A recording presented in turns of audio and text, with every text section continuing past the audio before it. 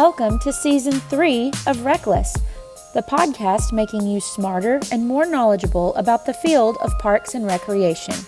Your hosts are Shane Mize, Jay Tryon, and Tom Venniro, three career-long friends from around the country who are joined by a surprise guest each episode. We're glad you're here. We hope you enjoy the ride. This is RecLess. Any other pre-show chat before we just dive in since the guest is here? Los Parques. What's really interesting, and I'll maybe tell the story later, there's a story behind that name too that the guest wrote in a different context of Park and Rec for me, but that's not happening right now. All right, Okay. I'm ready. Okay, let's do this. Welcome to the 48th episode of RecLess, podcast focusing on the industry of park and recreation through three close friends that are scattered throughout the country. My name is Jay Tryon. I am your host today, and as always, we are also here with Shane Mize and Tom Venniro. How's it going today, guys? What's up? Doing well. Glad to be here. Another Friday. We're just waiting on Tom to join. Yep. I know, for a change, it was not me having technical difficulties. I don't think I was, but hey, whatever you got to tell yourself. 2 against 1, though, so we'll see. That's how this normally goes, 2-on-1. Well, I don't know about you guys, but I'm just still on cloud 9 from the football game last night, even though this is going to air a few weeks after, and my Buffalo Bills had a great win last night. I don't know if you stayed up for it or not. I didn't watch 1 second of it, but I do have the Buffalo Bills defense, probably on my bench because I'm terrible at fantasy football. Did they win, I guess?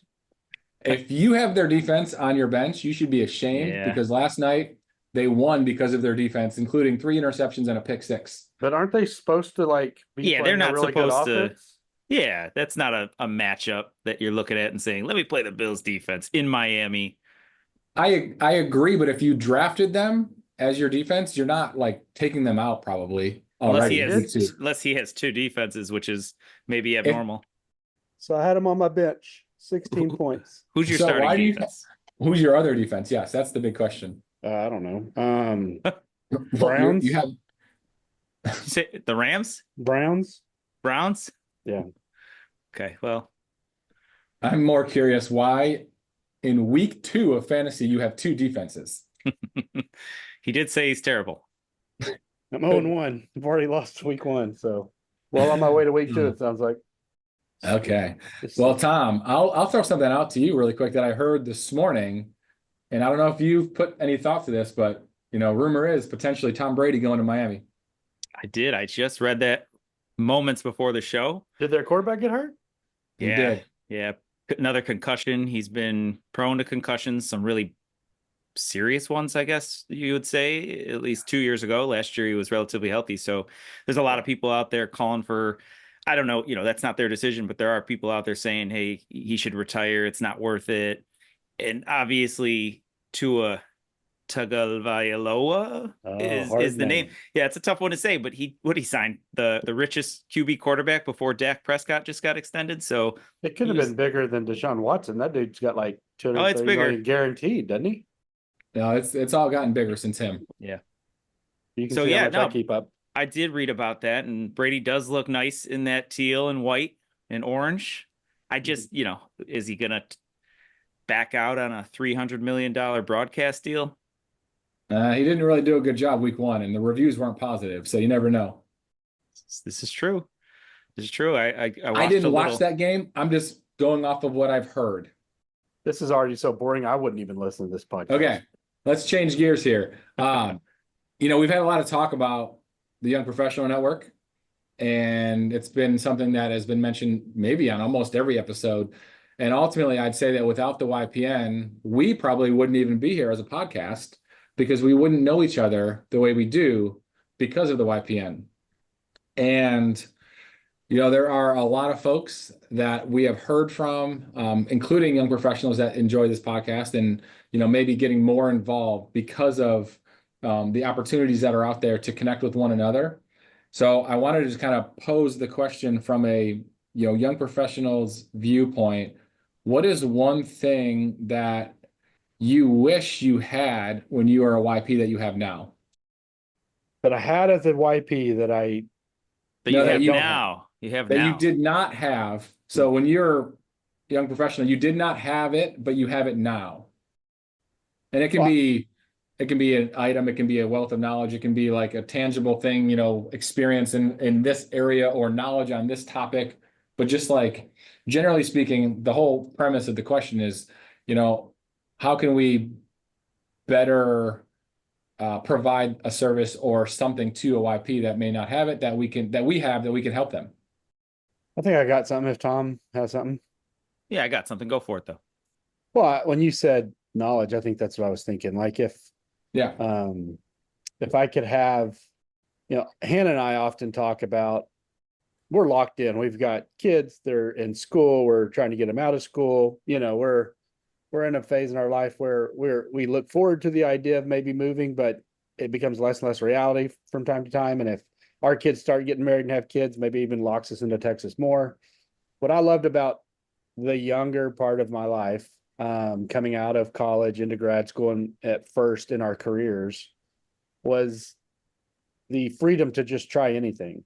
What I hated is that even though I have probably the same creative thought processes and principles and convictions and even intent that I had then, I still have today, I didn't have the experience to support that. And so if I bring up an idea now as a 20-year vet versus a 2-year vet in the field, it has more stroke. More people give it a wider berth and longer legs for me to flesh it out because, oh, this is a guy who's been a director for a while. He's 20 years in the field. This sounds crazy, but we'll give him a thought. We'll give him a chance. But 2 years in, you didn't really have that. And I wish I had what I have now, which is the confidence in my ideas or convictions, regardless, to just continue to push forward on the absurd side of things. I always think of a decision in the scale of absurd to logical. And I like to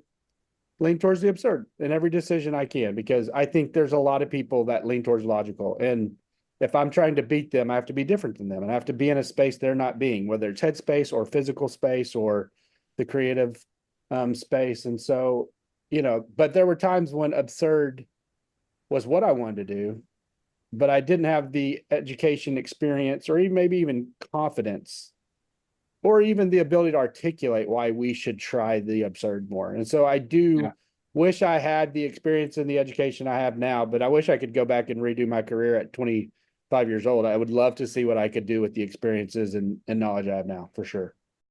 Yeah, along the lines of the absurd, somewhat like carrying two defenses during the first 2 weeks of a fantasy football season. What if one defense gets hurt? You never know. Could be like, could get a concussion. Hopefully you played that defense that got hurt. That would be my goal when I'm playing against you. Yeah, for me, it would be perspective and, of course, a secondary technology knowledge. So I'm going to start with the technology piece. That's just the way the world has progressed. There's always been a new technology, right? So for Shane, for years, it was BlackBerry when everybody else was on their smart devices, right? That's right. But he was ahead of the game with that BlackBerry and he could do just about anything with it. You remember when we were on the YPN, we used, Shane, you would recall this, what was it, 1-800 conference calls or something ridiculous like that. And I'm sure that there were groups of more seasoned Parks and Rec professionals that weren't using that. They were still trying to rely on, conference call, traditional conference call or in person, trying to travel 4 to 5 or 6 hours or fly. It seems like now more than ever, technology is it's at a way different rate and pace, even back when we were maybe at the forefront of some of those technologies. So the technology piece, we have a new full-time staff who, I'll give you an example. We're running an event and we're looking at doing some kind of trivia, right? And originally we were thinking, all right, just let's hand everybody their little piece of paper. We'll run through the trivia on the big screen, put a presentation or a Canva together. And the individual was like, why would you do that? Not so rudely, right? But hey, why don't we try using Slido? And that's a software technology that is literally trivia in real time, right? And I've used Slido for a presentation before, but why wouldn't that have crossed my mind to use that for our events? And that perspective from someone who was young, they have that. They had that at their hands ready to go, and it enhanced the event. It saved so much time. It was a great interactive piece for the participants. On the perspective piece, Shane, you had mentioned how you're all in and you're kind of, that's where I feel like I'm at right now, just at a different stage, right? I have a 2-year-old, a 4-year-old. So my family is really budding, and it's culminating with a really great time in my career. If I could go back to along the same lines of those younger professionals now, perspective, I had no idea what it was like to be the perspective of a parent, right? So Yeah. you, Shane, you're unique because you have 4 children. We got to it early too. You did. And I'm not sure I could give you any statistics, but it does seem like there's a lot of individuals out there who they wait for children. They have, fur babies instead of having children early on. And so the perspective that I've gained, even in just the last 4 years of running a recreation and park operation by having children, has made me a much better professional. Yeah, I definitely felt like a better camp director and then rec center director early in my career, because I could see my kids actually even participating in the programs and how they'd come home and tell me about it, and I'd see a perspective I didn't see as the participant. So it was definitely to my benefit. Oh, I've used that so many times when we're planning camps and programs and events, because, I am a parent, I'm a user, and I'm an employee. So it's like I can turn on that lens and turn off a different lens to make sure we're seeing it from all different avenues. Yeah.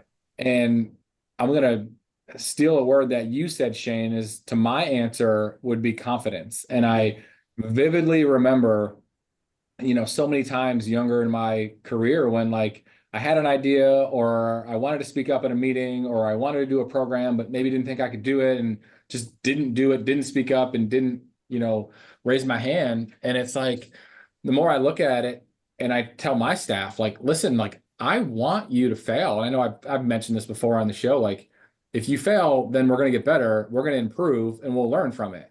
So by not raising your hand or not trying a new program because your fear of failure is there, like, have some confidence in that you have support, you have the resources, we will back you up, and, just grow and like fly with it. So there's something crazy about society that when we're young, we just want to have the experience and like in our 20s, all in early 30s, probably all we could think about is being a director someday. And then, as we're all at this executive level, we're thinking, man, if I could go back and do it all over again, how great. When we all talk to someone like Maria, who's still young in her career and trying to figure it out, the instability of what her future looks like is almost paralyzing. My son, I've got 4 kids, 3 are out of school. My 20-year-old, I don't know, he's lives at home. He's a great kid. He probably has $3,000 to his name. And that terrifies him. And I'm constantly talking to him about how freeing that is. You have no responsibilities. You can take your vehicle that you own, take the $3,000 in your pocket, drive to a different part of the world. And because you're not married, because you don't have kids, because you don't have a mortgage or some sort of job that you're leading 30 other people, that if you left, you leave this vacuum of leadership, you could just go do something brand new tomorrow. You could literally drive to San Francisco, get a job as a painter, and you could be working in a week in a brand new town that you've never been, just experiencing it. And I think at times we see that in a career sense, looking back, and our young professional colleagues don't see that in their career sense looking up. They see the fear of what's this all going to turn out. And I don't know if they always enjoy the moments when they're not a director, because being a director is not, it's great. It's at times great, and it's fun to lead people. It's fun to have a department that you're the final say, but there's as much of it that sucks as it is being great. And I look back at my time when I wasn't a director, when I wasn't a rec superintendent, when I was just winging it and making creative programs and the crazy person doing stuff off on his own. And I look back longingly at those times, at how cool those moments were. But mostly because I know I'll never have them again. That's never going to be something I get to do again. So. Well, hey, we're going to roll over to this guest because they've been waiting patiently. And Tom. so it's Tom, exactly. So it's funny. We were on a different podcast recently through Apex and did a guest host with Colorado. We mentioned the state of Illinois. So today's guest is in the state in which we've had the most guests from. So kind of giving you a big clue of where they live, because we had a lot of guests from Illinois, and that's a fact. So in 2016, this person started their career at the Wildlife Discovery Center in Lake Forest. They are one of this year's 30 under 30 winners. Our So it's guest, 2016, and they're still 30 under 30 now. Okay, wow. They started young. our guest was also the recipient of the Commissioner's Award, which is given to someone in their agency. Okay, and here's the funnest fact of them all that you guys love to hang over my head that you will appreciate. Our guest has something in common with you two, but not with me. And they They're are the award-winning? recipient of this year's Robert Crawford Young Professional Award. Very cool. Welcome to the club, Yeah, buddy. congratulations. This guest also works for the agency in which the hoodie I am wearing. Okay, so I received this hoodie in about 10 years ago, and I've had it ever since. They happen to manage this facility. Okay, so don't know if you can read it. It says the Field House. Does Field not House. have their agency name on the front. It's on the sleeve on the arm here, so I'm not showing you the arm. Does it say with a P? Fieldhouse with a P? No. Should it be? Does anyone spell the word Field House with a P? Pflugerville would. Okay. Well, today's guest is the manager of Fitness and Aquatics for the Waukegan Park District. Please welcome Javi Martinez. Hey, welcome. How you doing, Javi? How's it going? I'm doing great. Thank you so much for having me. This is a great podcast. Awesome. Thank you. Congrats on the award, by the way. Yeah, that's Thank you so much. Thank you. Yeah, Javi, I don't think I told you that, but they both received that award many, many years ago. Shane probably about 40 years ago. I never got it, so they have something that they can hold over me forever, and now you're in that club. Right. Awesome. Proud to be in it. anybody Congrats. that we could welcome to that club that Jay That's is not right. in is That's right. So you guys already have a special bond. That's awesome. There you go. We'll have to show you Well, our and I want- tattoos later. Oh, there you go. I kind of want to start there because the last three clues that I provided were all about awards in which you've won all in 2024. Correct. So that's obviously a tremendous achievement, but knowing that's such a big achievement in 1 year, what impact has 2024 had on you both personally and professionally, knowing that you're being recognized nationally? Yeah, so first and foremost, again, just very proud and humbled to be getting awards like these. I've been working with the Waukegan Park District for 6 years. Started out as a recreation specialist. After 3 years, became a recreation supervisor, and then 2 years ago became the manager of Fitness and Aquatics. And just to be able to say that, hard work does pay off. Some days, in our field are harder than others. And yet it's all about just coming in every day, giving it your all, putting in a happy face. I think that for sure is number one. I think number two is I love Waukegan. I love my community, born and raised here my entire life. So I'm very grateful that I get to work for my own community. And sometimes Waukegan itself doesn't always get like the best image. And despite that, I was really great for me to show that like Waukegan has great things going for itself, and you can be an amazing person living in Waukegan and doing great things. And I think that for me is the biggest example and the biggest takeaway that I've had this year is just Waukegan is great, and there's something to show for it on a national level. I just wanted to go into that a little bit. I started off in my hometown where I was, basically raised, went to school, and ultimately traveled a few different agencies, but fairly close or similar in proximity, not too far away, maybe 25 minutes away from that original agency. The pride that you spoke for and the pride that I have for representing my agency, that's something special. That's not necessarily something everybody will experience either, right? A lot of people have these ambitions to go to school and then get out of town. Correct. And so for someone like you now who has a lot of recognition and your name is going to be known all over the place, How do you anticipate navigating what I assume is going to be a heavy recruitment process? How will you weigh that out? I've seen it from a director's position where some of my employees have received that recognition. And the next thing I knew, 4 job offers later, they're jumping ship. And that's a great thing. You know, your hometown community has helped you get to a really great level. So how do you anticipate that and navigating what's to come? Definitely, yeah. And I think it's weighing, how much, your own agency can help you versus another agency or what there is to learn. Like I mentioned, I became the manager of Fitness and Aquatics 2 years ago. And even now, I do think that I'm still learning a lot in this position. It's one of those positions where there's just so much you can do, and you start to oversee bigger budgets and you oversee bigger projects. And so I think that's one of the big things that I would have to weigh is like, like I said, born and raised in Waukegan. So it's like I literally, my commute is not even 5 minutes. So that's very convenient. But then, thinking about like, do I want to stay in Illinois? Is there another agency that's, local? And we actually do have so many great Illinois park districts. So it's like, do I stay local? Do I pick another Illinois park district? Do I go farther? I know in a different podcast that I was listening to, it sounds like there was a lot of movement for, I think, both of you here. So I think that's one of the things I would have to weigh is like, part of it is I'm a family guy too. And again, I have a lot of pride. So for my community. So it's like, do I go and, a different step? Do I stay here? Type of thing. I think that's definitely one of my biggest influences is I love to learn. So it's just, would I learn more or do I just, keep going here?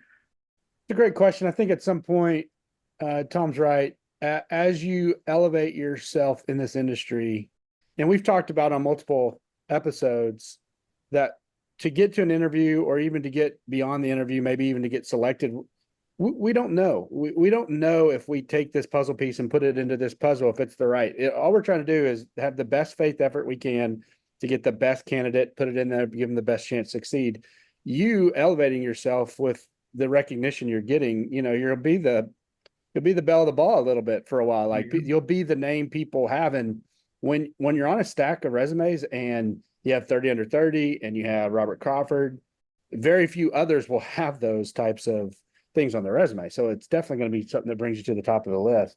I look forward to hearing, well, in fact, let's just stay on that a little bit. What do you think the next 10 years of your career looks like as far as ambitions and goals? Like what would Waukegan, earmuffs, okay, don't get your feelings hurt, but what would your next 10 years look like? What are you hoping for?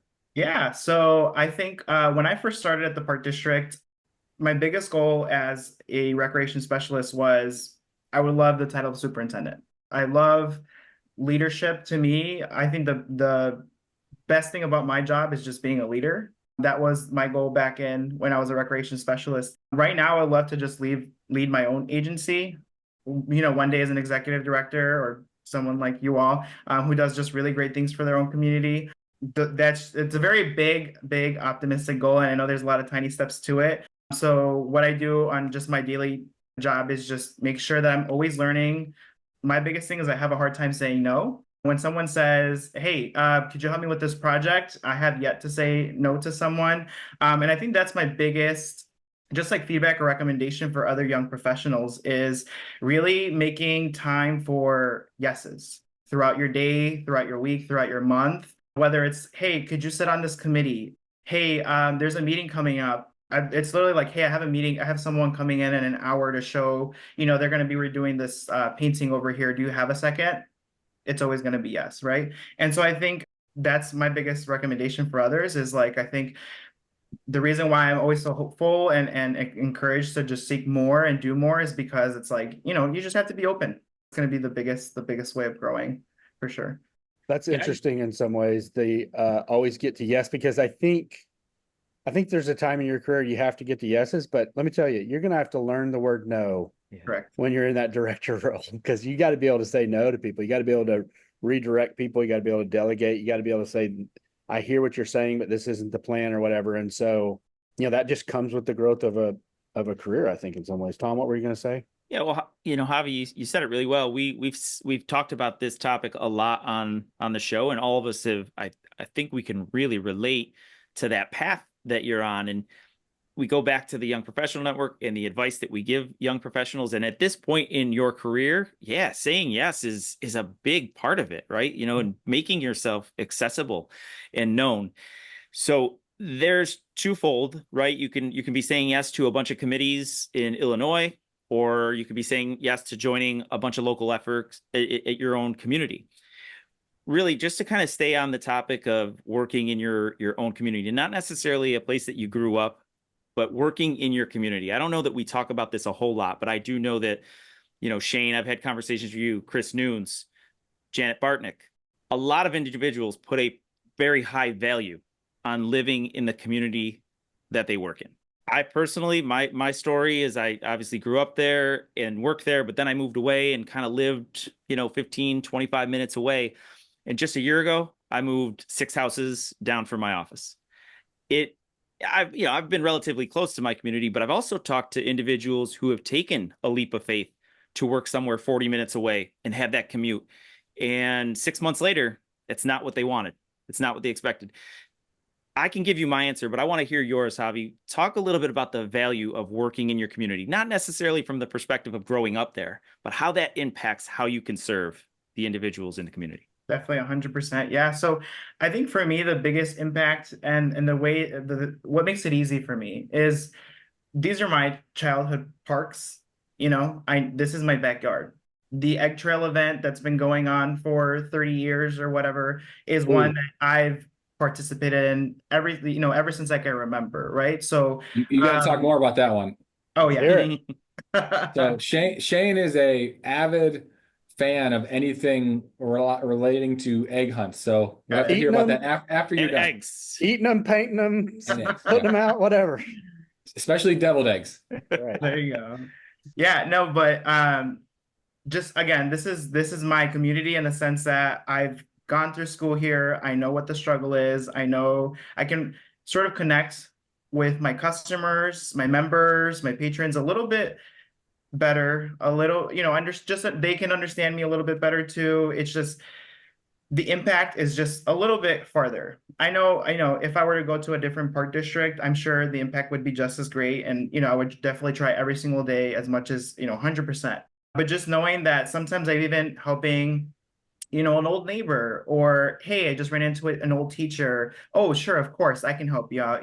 It's those tiny little moments that I'm not sure, I would ever really get if I really moved like in another state. So that's what it really means to me, is just being able to help and connect with people I could even run into that from my past.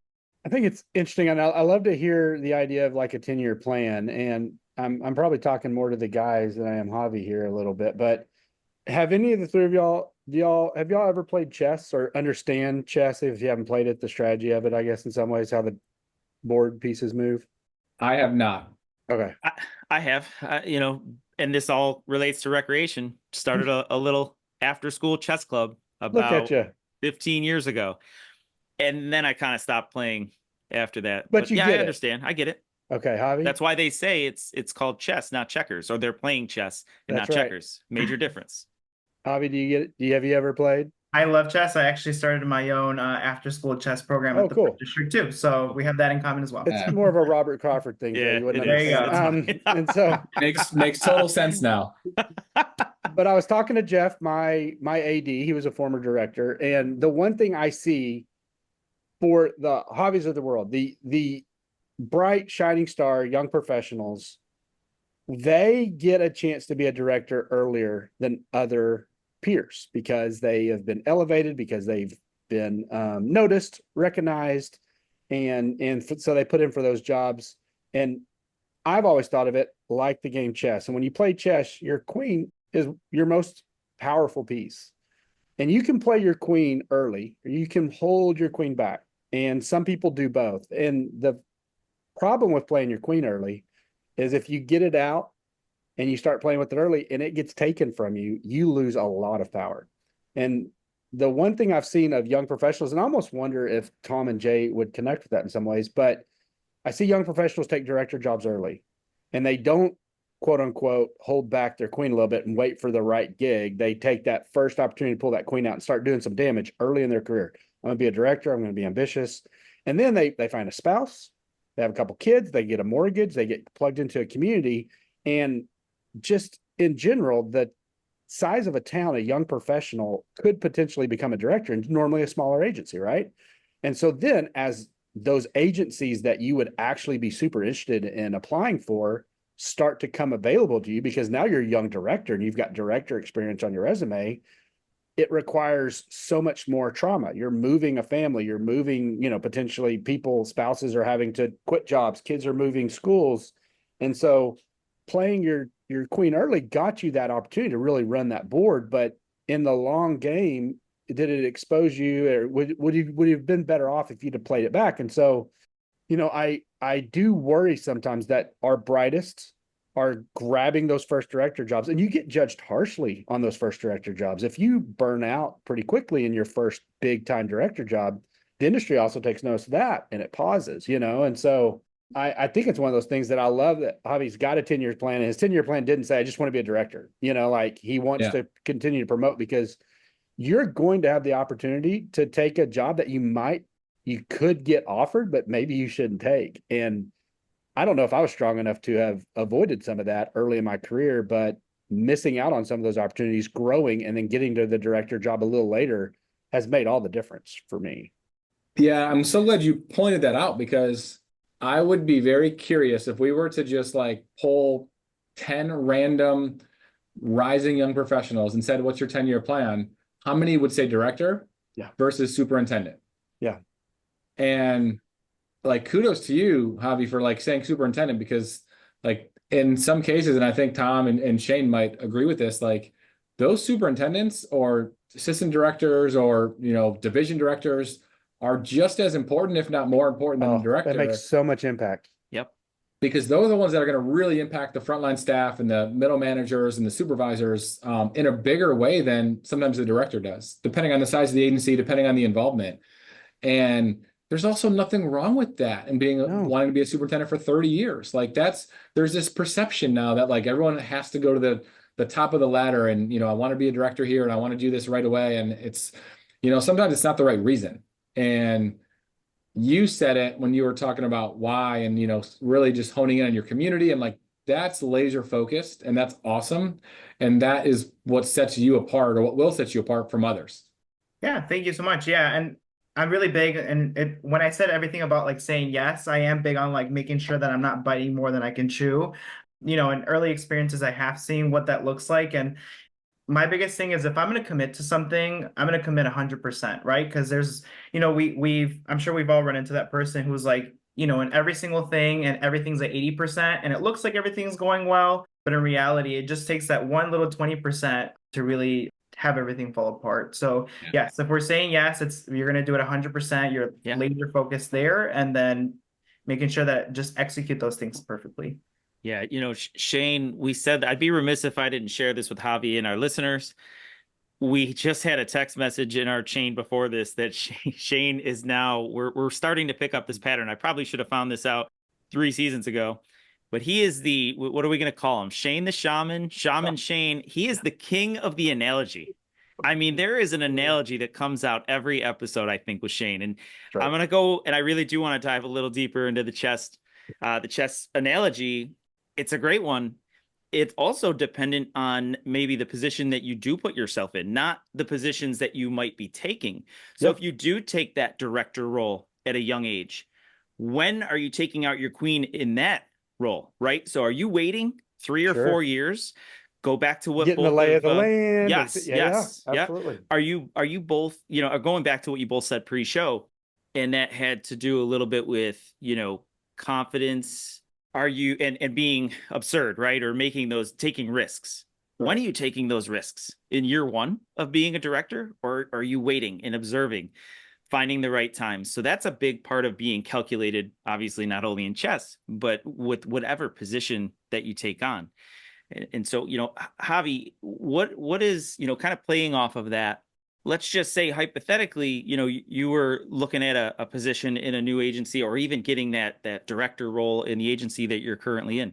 How do you feel about coming into a position like that? And going back to what Jay said earlier, how do you dive into the core of your confidence at a young age?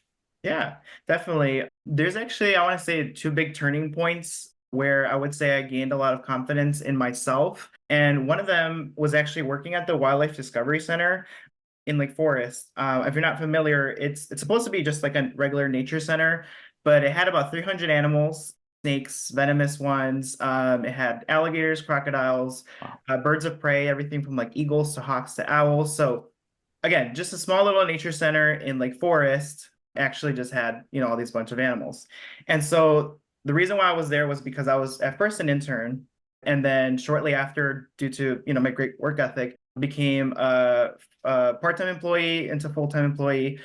And 3 months later, after the internship was over, they were like, hey, we want to bring you on, and then gave me just a bunch of responsibility. So my big turning point for there was when I went into that job as an intern, I had no clue what I was walking into. I would never say that I really had a giant passion for animals at the time, but I went to my school counselor, my college counselor. I was like, hey, I need an internship. I'm a biology major. I don't know which route I should go with this anymore. I had an idea, now I don't. Can I just get an internship? So that's where she found me. With that being said, I loved it. I loved working with the animals. I really enjoyed learning about them so much that I I would see these different people working with the animals, and I was like, oh my God, one day it would be so cool to be one of them. I would love to be one of them. I know this is what I said to myself. I know I can't. I don't have the education. I don't know, what it's like to work with a venomous snake or like with an owl, that's just so, at the time, it was just such a big idea. But as an intern, I had to clean the cages. I had to mop, at the end of the day. I had to teach about the animals and learn a lot about them. And as I got to do that on a daily basis, I actually learned a lot. So much that at the end of it, in 3 months, the person in charge was like, hey, actually, do you want to stay on longer and, just work here for us? And at that summer, there was 10 interns, and I was the only one that got a job offer at the end of it. And That's awesome. really, thank you. The really great thing about it was that I was able to be in a mindset first at the beginning where I was like, no, I can't do this, to, oh, I actually got a job here. And then just a couple months later, I was one of the keepers. I had a group of 30 animals that I was in charge of, quickly turned into like 60 or 80 animals that I was in charge of. And again, it was all through just learning, just taking it very seriously. Can you mop for me? Yes. Can you clean this cage for me? Yes. Oh, do you want to handle this animal? Sure, of course. It was always saying, at the time, it was always saying yes. I was at the internship. Of course, every answer was going to be yes. So I would say that was what really showed me that I was capable of doing more. I wasn't just an intern. If I really wanted it enough, I was going to make it into what I wanted. And so I stayed there for 2 years, and then I graduated college. And I was like, okay, I need something else. I need something else. So then luckily the position with the Waukegan Park District opened up, and I said, okay, Parks and Rec, easy enough. I went into that position. So that was sort of my big one realization going into that job. Number two, another, again, area of growth for me was when COVID hit. I had just become the recreation supervisor for my area. And of course, COVID hits, and I'm in charge of implementing summer camp in 2020, when it's one of the only things that's being offered. People need childcare in Waukegan. They need somewhere to take their kids. Summer camp's the only option. What do you do, Javi? And me being the recreation supervisor, I have obviously my higher ups that I can talk to, but at the time, nobody had the answers, right? So it was like, all right, Javi, do the research, read all the, everything that's coming out right now. And at the end of the day, good luck, you got it, And so again, me, young professional, I said, okay, I literally have no one except for, I had my, my management staff, but it was like, at the end of the day, it was my decision to make. And then that was my second big thing. I was like, okay, this is what we're going to do. We're going to implement this. We're going to take all the precautions we can, and just follow everything the CDC says, be very strict with policy and procedure. And then from there, we'll be good to go. And then that summer, we actually successfully had no COVID cases throughout the entire summer, which is really great to say. Granted, we had maybe 30, 40 kids at any given time over at camp that were registered, but still, it was really great to see throughout the entire summer, there was not one positive case in the camp. So again, that was just really, again, showing me and proving to myself that, Javi, you can take it on. Slowly but surely, you're learning. you can Yeah. trust yourself. Well, Javi, I'm gonna switch gears and talk about a program. In your write-up that I read on the NRPA 30 under 30 article, you referenced the creation of a swimming program for swim lessons to eliminate barriers. Can you talk about that program and like what did that do for your community? Yeah, definitely. So we have a partnership with the Waukegan School District, and it's funded by our Waukegan Parks Foundation. And it's not a fancy title or anything. It's just, we call it the Water Safety Second Grade Field Trips. What we do is we have about 17 elementary schools here in Waukegan, pretty big, area here to cover. But we have, in one school year, we have all the second graders from all those different elementary schools come to my building, which is the Fieldhouse Sports Fitness and Aquatic Center, and we provide them with a water safety lesson for free. So we work with the school district. They're the ones who figure out the busing, and then my staff and I implement the water safety skills as well as some water safety games, which is a lot of fun. So what we do is we pretty much break them up into two groups. And then while one group is over there learning different water safety skills, like, swimming on their back, or, how to get out of the pool, climbing the wall, right? Or just general kicking. They all get to participate in that. And then in the classroom, we teach them some skills about like paying attention to lifeguards, don't jump in the pool if someone's drowning. Make sure you throw like a life ring, things like that. And so, no one wants to really sit in the classroom too long. So what we do is we implement that into a game.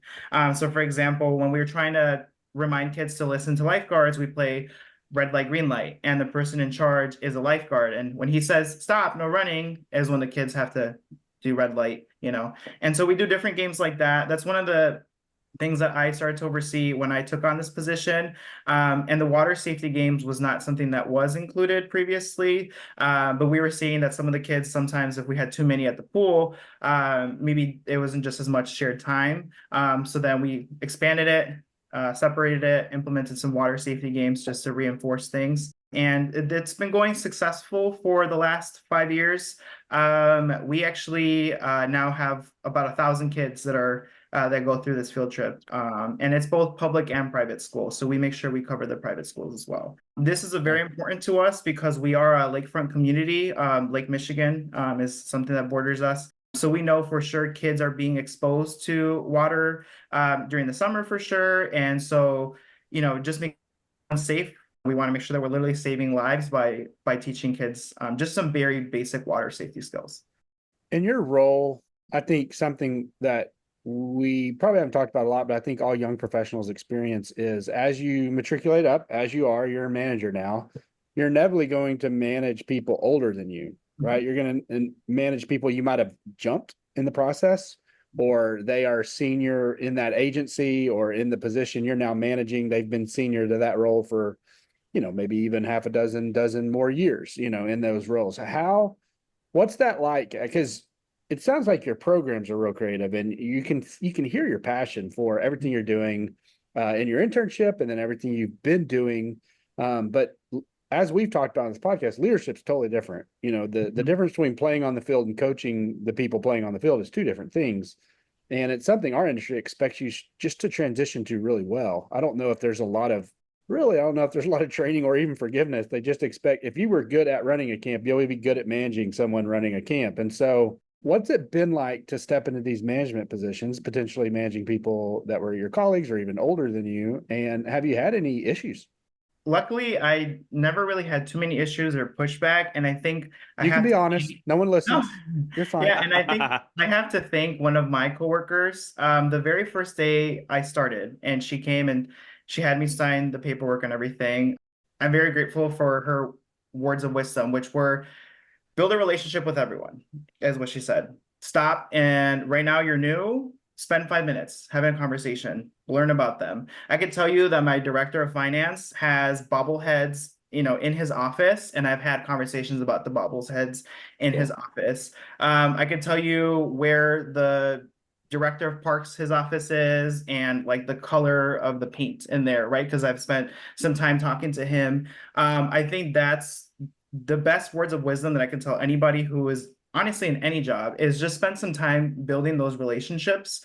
and actual relationships, right? So it's not just like, hey, how are you? Have a great day. Bye. It's more of like, hey, how was your weekend? Oh, you went to this concert. How was that? And then be able to like remember that next time, type of, oh yeah, hey, did you see they're coming again? It's more of just building, taking 5 minutes. That's what I always tell any new management staff that I have, is that spend 5 minutes with your staff. Having just a very general, hey, how was your day? How was your weekend? Is my biggest thing. So that for sure helped me a lot. Moving up in my role was I already had these great relationships to where they're like, oh yeah, that's just Javi. Great job. That was what helped me a lot. And then I think just number two, building relationships too with just people who don't think that you're going to be helping them out in the future one day. So when I went over to the field house, I used to be over at our rec center before, and then I went to the field house. Overseeing these new staff was not hard because they weren't new. One of the main custodians that I oversee now, she's like, oh yeah, you used to talk to me before I even, whenever you would stop by, you would always talk to me before. So, and she's older, but she was like, you made time for me. So, it's great to see you over here on this side. I think that's honestly my biggest thing. Just real quick, it's my stereotype or my prejudice or my privilege or whatever, that if Javi was Michael Clark, I would have totally asked him, what's the best advice you've ever received? Because I'm thinking, okay, over the course of Michael Clark's career as another Illinois Park and Rec professional, I want to hear this great advice. I probably wouldn't ask a young professional what's the best advice they've ever received, but the advice you mentioned that you'd received has already served your career and your promotion so well. And I love to hear that unexpected nugget, because like I said, probably my own blinders, but I wouldn't think to ask a young professional what's the best advice they received over their career, but that's already been powerful. Sorry, Tom.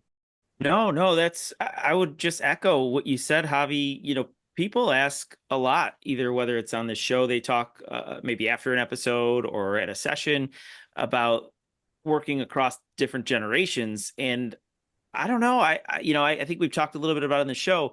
Yes, there are generational differences with people. We get that, but it all boils down to relationships and taking the time. And I was talking with someone the other day about, have you ever had that time? First of all, anybody as passionate as the four of us or the three of you, and I like to think of myself as very passionate about what I do, and anybody that I've encountered that does what we do, is there ever really a time where you don't feel like you're running? Like I am running all of the time, right? Do you ever feel that there's just a slow time? Because I don't. People don't necessarily get that. And so, Javi, I was, when I was talking to someone, I said, gee, I've had this conversation where I'm talking about football with someone and I'm just waiting for the conversation. In my mind, I'm like, all right, I cannot have this conversation right now. Can we please move on? But it doesn't matter. I stay, I listen, I engage, I actively listen, and then I put some input towards that conversation. It goes a long way in establishing that relationship. And that it's going back to chess. You make a move, you want someone else to make a move. If you can do something that will help you down the line.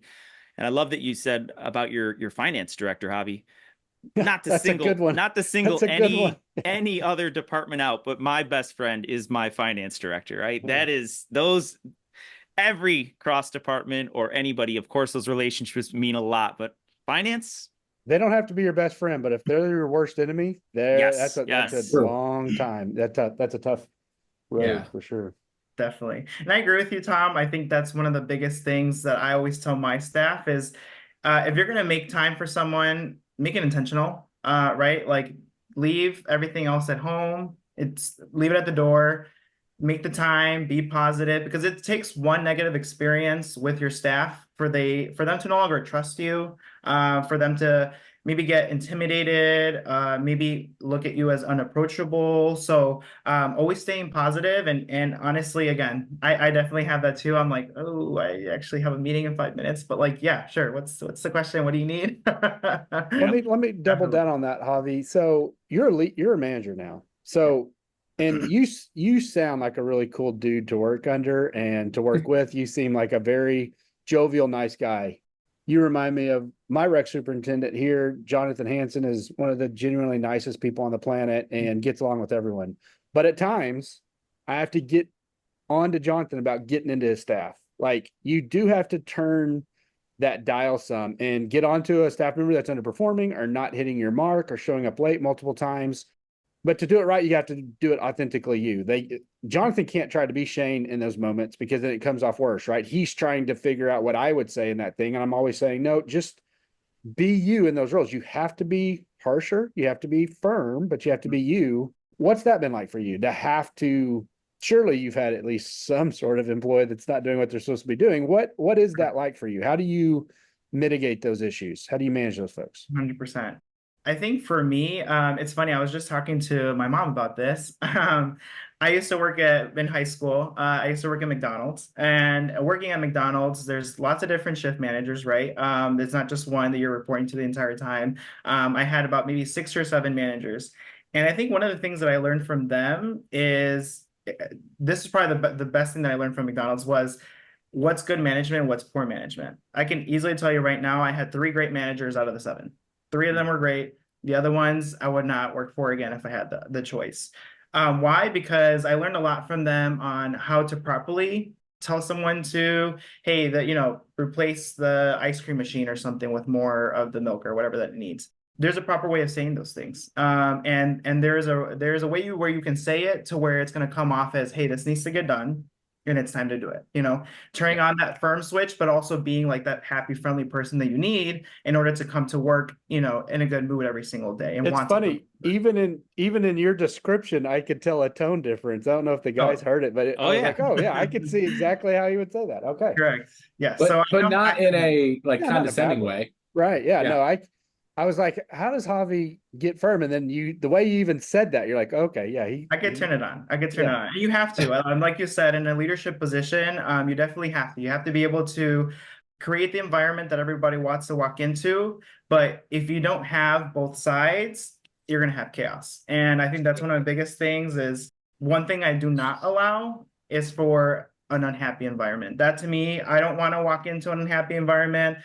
I hate to see staff either one, like not being respectful to each other, or even members not being respectful to each other, or members and staff. I want to make sure everyone's happy, because again, at the end of the day, we're here just to provide a positive experience. I want to make sure that everyone's good. That's my biggest thing. And so when it comes to mean Javi or stern Javi to have to come out, people know that, like, okay, this is not the side we want. Let's go back to happy Javi. That's great. If you look at our socials, of course, people hear this like a month later, but it doesn't always sound like our working environment here at the RecLess Pod headquarters is always happy. There's really no clear manager, right? That's right. That's the problem. It's this 3-headed monster here. I want to go back to what you said a minute ago, and I think it's really interesting because you mentioned you had multiple shift supervisors. Some were good, some were bad, some were better than others. And I think we always, like, when we're in a role and we have a leader or a supervisor we look up to, there's always things that we take from that person that, like, oh, when I become a supervisor, I want to do this, just like, that person did that for me. But it's the same with like a poor supervisor. I 100% say that, like, there's things that I learned more maybe from bad supervisors that I made sure that when I become a supervisor, I don't want to do those things. And, we always talk about, like, people look up to, and we have mentors and people that made you want to become supervisors because they had an impact on you. But it goes both ways too. Like, there's reasons that people want to become a supervisor because I don't want to be like that person in the way they manage their team. Correct. Yeah, I agree with you. And I can very much tell you, I 100% know the turning point it was for me where I was like, I am not going to be that person. The way they just treated me was not okay. Be helpful, and I was talked to in a very negative way, and that's not how I'm going to treat people. Yeah, I agree with you 100%. Well, hey, we're gonna, unless you guys have other questions before we switch it into some round robin. I'm ready. I've been saving some questions for this. Let's do it. So if you've listened to a few, and I know you have, we're just gonna throw out some quick questions for you. First thing that comes to mind, and I'll go first. And I'm intrigued by your work at the Lake Forest Wildlife Facility. What was your favorite animal that you had any sort of interaction with? We had what is known as an Asian water monitor. So it's just a gigantic lizard. It's essentially like a step down from a Komodo dragon. He was the Okay. friendliest lizard ever. You can just carry him, grab him like a dog. And his name was Grug. He's still alive from what I know. And he used to belong to Nicolas Cage, the actor. No way. Just historical too. He was a rock star. He was a superstar. So if I had to choose one, Grug, the Asian water monitor. Rug. I have a question. I thought you were going to steal it, about that same experience, and it might be a little But more with in a depth. human. Yeah. Oh, no. I wanted to hear. I've heard about individuals who have worked in animal professions, right? What's the wildest story? You've got to have a pretty wild story, something you thought you would never experience. It's so funny because it actually involves Grug, and maybe this is why I love him. So it's a birthday party. It's like for a 4-year-old or something. What we had to do for these birthday parties is we started with a small animal, talked about the animal, and then worked our way up to bigger animals. So, bring out the snake. Everyone touches the snake. Lots of fun. Bring out the next animal. Lots of fun, right? And then it comes to bringing Grug out. So, okay, everybody ready for this giant animal? We go bring him out. Everyone's, screaming, but it's a lot of fun. Everyone's happy. So right before we go and tell the kids that he's like good to pet, he just goes and like uses the bathroom all over the floor, and all the kids are now really horrified and screaming, not in a very happy way. And it's a giant mess. So then at this point, we have to put the lizard away and then clean up the mess. And the kids, I'm not sure. I hope they were not traumatized by that. But it was a little traumatic for sure. That's cool. That's a great story. And before we jump off the animal train, one other question. You said you say yes a lot right now in your career, and of course, as an intern, right? That might be the only choice you feel like you have. That said, saying yes to everything, especially when it comes down to animals, is a totally different. I'm never going to share this with Shane and Jay. They're going to have to dig deep to find this information, but I've got some definite no's. If you were to ask me, yes, if you're going to ask me to oversee an animal, did you have any of those coming in where you were terrified of this animal for whatever reason and you had to? I had to hold it, and I didn't want to, but I did it because I've worked with every other animal, so I had to. Tarantulas. I had to hold a tarantula. I did it because I wanted to face my fear, but I don't know if I could manage tarantulas. They were too scary. Yeah. It's interesting. So, I mean, I guess none of the animals are at Disney, Tom, because none of those. So, if I have a Disney phobia, shouldn't you respect that? Not make me go? That's a different question. You have a people phobia. I do. I do. If you take me out in public, I'd take a shit all over the floor as well. That's what happens. Javi, if you weren't living in Illinois, you had to move, and there's a director job on the East Coast, Gulf Coast, West Coast, wherever it was. What part of the world would you be intrigued to go work in, and why? Great question. And honestly, I'm not sure if I've thought about it too much, but if I had to choose, I would say California. And mostly because I visited twice now, and I really do enjoy just everything that's out there from, to your point, Disney. I'm not sure if you like it too much. Any particular spot in California? Maybe like the Los Angeles area, San Francisco area for sure. I have realized that because I have Chicago and Milwaukee right in between, Waukegan, it's really nice to have the cities so close to where if you really want just like a fun weekend or just something different, you don't have to go too far. I don't have to travel to just a completely different other state. I can just drive 45 minutes and get to go to a museum or something fun. So definitely something a little bigger. We've talked a lot about work, but what is your favorite activity to partake in on the weekend if you're not working? I'm a big concert goer. I love concerts. So there's that. And then also volleyball. I spend maybe a little bit too much time playing volleyball. We have different leagues. This past summer, I was a part of 3 different leagues. So again, cool. A little time consuming. Oh, wow. You mentioned Milwaukee a minute ago. Do you ever go up to the Summerfest series up in Milwaukee? I do, yes. I didn't go this year, mostly because the artists weren't just the ones that I was really interested in too much. But usually I don't miss. I've been there like at least 3 or 4 times. Cool. This isn't necessarily the question, but along those lines, you mentioned Disney. I don't know if I've ever mentioned this on the show before, but I enjoy a good trip to Disney World. And Really? Crazy. I've been to Disneyland once and looking to go back. Are you a fan? Yeah. Once a year. Once a month. I've been to Disneyland twice, and then I have yet to go to Disney World, but that's definitely on the bucket list to Okay. really Well, go. you can join our party when the NRPA conference goes to Orlando and we show Shane what Disney's all about. You can come with us and we'd love to have you. So I have a Disney phobia. I have a Disney phobia. My actual question was just a follow-up to Jay's. We had one of this similar question in one of our openers a while ago.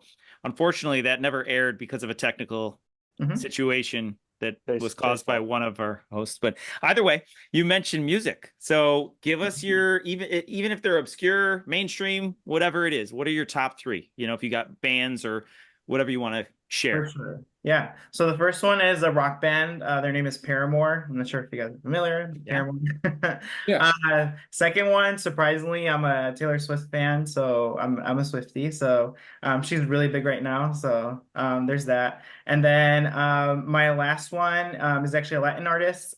I like Spanish music too. Her name is Carol G. So she's a really good artist right now. Cool. Well, I'd heard of two of those three, which is better than most, actually. I'm pretty proud of myself. What's your favorite food? What's your favorite place to go grab a bite to eat? I would And say, why? honestly, and I was just talking to my mom about this too. My mom's cooking is really great. I didn't realize growing up that not every mother like is the best cook, because my mom is just wonderful. She makes everything and anything, and she can just does it well. So if I had to pick favorite food, it would be burritos, tortas, tacos, things like that. But if I had to pick a favorite restaurant specifically, it would not be Mexican food. It'd just be Buffalo Wild Wings. I love boneless Thursdays. Boneless You like- Thursday. You like So- Mexican food and you didn't want to come work in Texas. There you go. I definitely Come on. can. Jay, I went to, as part of the festivities yesterday, I went to Bar-Bill. Oh, okay. So it was awesome. Festivities It is, being your birthday. yes, the full day of yeah, you know, so we went golfing early and then followed that up with some Bar-Bill. I've been there only twice, and it's everything Josh Allen and everybody else says and more. Bill or Barbell, like a workout. Bar-Bill. Bill, Bill. as in, yeah. It's Buffalo. So it is- it's out of Buffalo. It's one of the Gotcha. newer wing places, not one of the quote unquote originals, but it's in my opinion, out So of it's all like of them that I've tried. Hooters. No, not really. No, they actually like make their own blue cheese from Oh scratch. yeah, it's Just like it's great. Hooters. That's Yep, that's how I that's exactly. just want to get under Chase. Javi, what is one thing, or what is the number one thing you're looking forward to for the NRPA conference coming up in Atlanta? Honestly, I think it's just being in Atlanta. I actually have never been, so I think that's one big thing. And then two, I mean, I just really enjoy the educational sessions. I always try and sort of diversify what I'm going to. So I'll for sure do some like aquatics, some facility management, fitness, leadership. Those are just my big things. I love the Well, education well, sessions. now you're going to get a RecLess shirt, Oh, and hopefully you'll show up at our meetup oh, trust me. Yeah, I'll make sure to make it. that we don't have announced yet or finalized. Oh, Oh yeah, shameless plug. That's right. We will have t-shirts that we are actually selling, but all of our guests from every episode for the first seasons gets a free shirt. I love that. So Yeah. I'll shoot you an email, we'll get your size, and we'll have a shirt waiting for you when you arrive in Atlanta. Have you been to the conference previously? Correct. Only my first time was last year, so I went to Texas. But otherwise, I've been to IPRA conference in Chicago, and that's a lot of fun too. Cool. Yeah, and you know, hopefully you could make it and your schedule allows you to join the little gathering that we've yet to announce and Right. advertise. We'll take a group photo, and then Javi, Shane, and I will take a separate Robert Crawford photo. That's There right. you go. That's right. And anyone else that comes to the gathering that has gotten it can also get in that photo. Yes, of Yeah, course. yeah, RecLess was a shorter title than two former Robert Yes. Crawford Award winners. Jay, and will you some take the dude named photo? Jay. Yeah. Will you I'm gonna find a way to torture that photo somehow. Put your finger over the shutter or whatever. Yeah. like a yearbook photo? You could just hop in. We'll just blur your face out That's after. right. Yeah. We'll take care of it in editing. That works. This was great. Yeah, I really Thank you. enjoyed learning about you and meeting you.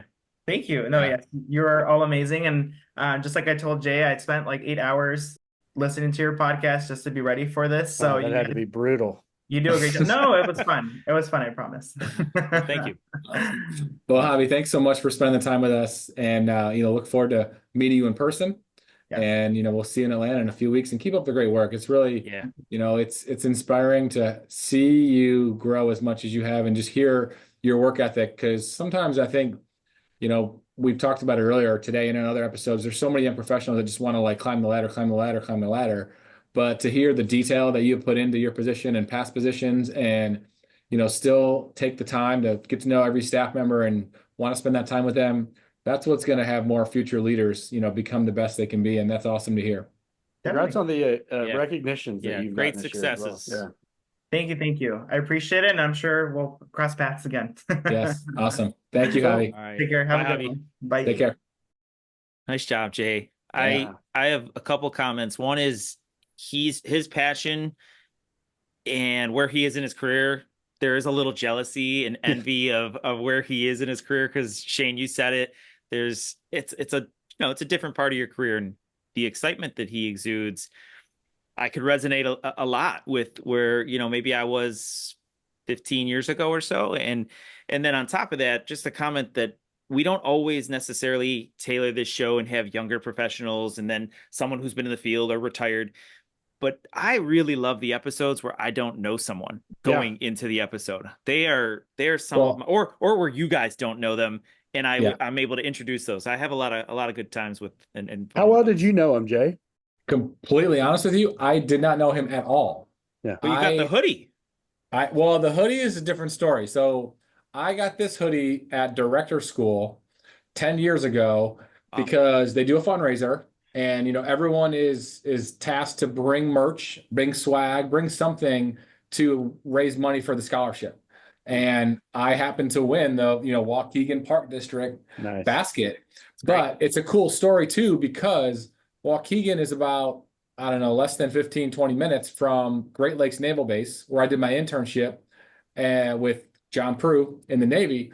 So I have always known about Waukegan, and the facility that he operates, which is on this hoodie, the field house, is amazing facility. It's like 6 basketball courts, fitness center, aquatic facility. I mean, it's probably nearly 90,000 square feet. Wow. So it's a really amazing facility, but I kept seeing his name, the 30 under 30 and the Robert Crawford. And I'm like, you know what? He's going to be a great guest. And I know Waukegan does great things. They're up for a gold medal this year. So, Waukegan's always been an agency that is out in the front of things and just really doing amazing things. What's in the water in Lake Michigan, man? They are churning people out. They are. That was great. So, it was really cool, but it was great. I reached out to him, and when we started talking, the more I was like, okay, this is definitely going to be a future rock star. If not, I mean, he's already a rock star, obviously, but even getting to the next level where he can do whatever he wants to do. You can just tell by the passion and what he's done. And, he's got an incredibly bright future for sure. That's cool. Definitely could see the passion. Yeah, definitely. Yeah, 100%. Well, awesome, guys. This was great. Hey, guess what, guys? 2 more episodes and we're at 50. That's crazy. Yeah. We almost made it. Almost made it. Who'd have thunk it? Weren't we counting down to 20 and 32? We were. What's that? Awesome. What's that? Oh, damn, I can't think of the actor, but it's the GIF. It's like, look at us, and he's talking to himself. You have seen that? No. I have no idea. I'll send it to you. Please do. I feel like even if I did know or Tom knew, we'd both say no right now. I don't blame you. Yeah, for sure. Well, awesome, guys. Thank you. This has been great. And thank you for everyone listening, and hope you enjoyed it. Take care. We'll see you next time, everyone. Bye, guys. See ya.